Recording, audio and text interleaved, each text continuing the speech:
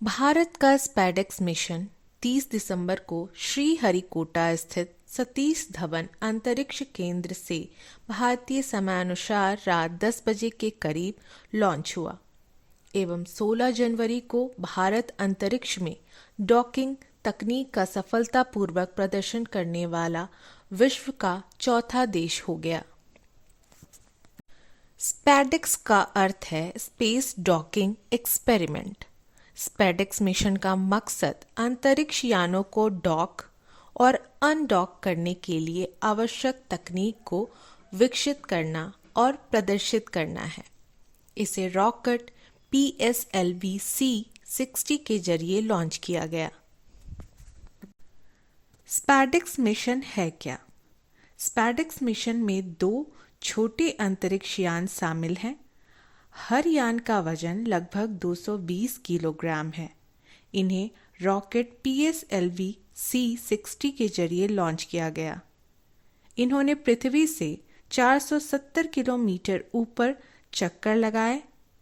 इनमें से एक चेजर SDX-01 और दूसरा टारगेट SDX-02 नाम का उपग्रह शामिल था। इस मिशन का उद्देश्य सफल डॉक किए गए अंतरिक्ष यानों में ऊर्जा का हस्तांतरण करना और अनडॉकिंग के बाद पेलोड का संचालन करना था। स्पैडेक्स मिशन के तहत किसी अंतरिक्ष यान को डॉक और अनडॉक करने की क्षमता को प्रदर्शित किया गया। एक अंतरिक्ष यान से दूसरे अंतरिक्ष यान के जुड़ने को डॉकिंग और अंतरिक्ष यान में जुड़े 2 अंतरिक्ष यानों के अलग होने को अनडॉकिंग कहते हैं। स्पैडेक्स मिशन खास क्यों है? स्पैडेक्स मिशन एक किफ़ायती तकनीक का प्रदर्शन करने वाला मिशन है। यह तकनीक भारत की अंतरिक्ष से जुड़ी महत्वाकांक्षाओं के लिए आवश्यक है।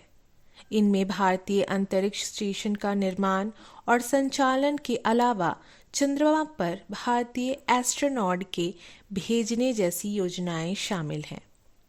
इन स्पेस डॉकिंग टेक्नोलॉजी की आवश्यकता उस वक्त होती है जब एक कॉमन मिशन को अंजाम देने के लिए कई रॉकेट लॉन्च करने की जरूरत होती है।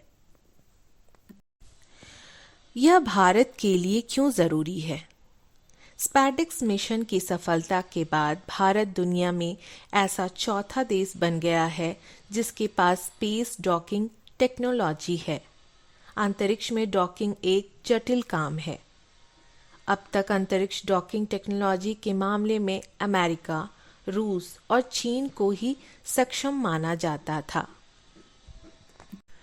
चंद्रयान 4 मिशन क्या है? चंद्रयान 4 मिशन 2 रॉकेट LMB-3 और PSLV के जरिए अलग अलग उपकरणों के 2 सेट चंद्रमा पर लॉन्च करेगा। अंतरिक्ष यान चंद्रमा पर उतरेगा, आवश्यक मिट्टी और चट्टानों के नमूने एकत्र करेगा, उन्हें एक बॉक्स में रखेगा और फिर चंद्रमा से उड़ान भरकर पृथ्वी पर वापस आएगा। इनमें से प्रत्येक गतिविधि को पूरा करने के लिए अलग अलग उपकरण डिजाइन किए गए हैं। सफल होने पर यह परियोजना भारत को अंतरिक्ष शोध के क्षेत्र में बहुत आगे ले जाएगी। केंद्र सरकार ने इस योजना को मंजूरी दे दी है। इसके लिए 2104 करोड़ रुपए का बजट आवंटित किया है।